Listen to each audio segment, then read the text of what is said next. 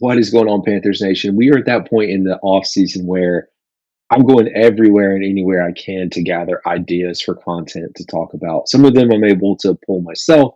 That's just staying relative to the news that's happening. But in other cases, I ask y'all. I do have some things coming up from fan input, but for today, I'm going to go out to Reddit. I'm not really a Reddit user, but I searched Reddit and I was like, oh, Carolina Panthers have a Reddit. Let's take a look at what some fans are saying out there. So this is from Coast Shore Blue. This is the statement, and I'll dissect it. I still believe in Bryce, but I do wonder if he will ever be good enough to justify that trade up. Did Ryan Poles swindle us? And then he says, if we took Bryce first because we got our own first pick, I think he should be good enough to live up to it. My issue is we traded the number one pick this year, a second next, some more picks, and DJ Moore to get him. This is the sort of package of a proven NFL quarterback would get right now, like a Trevor Lawrence or Tua.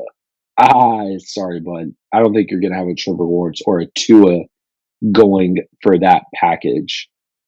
I think the only that in this kind of segues, and I didn't even plan to take it this far.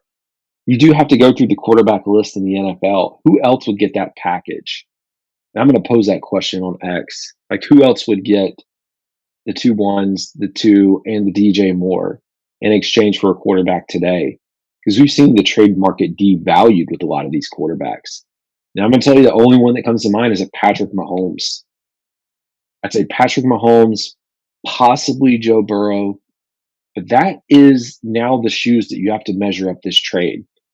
And he says, to give you all a heads up, I would expect a superstar to carry you on my back type quarterback. I just don't know if Young will ever be that guy. That's a great point.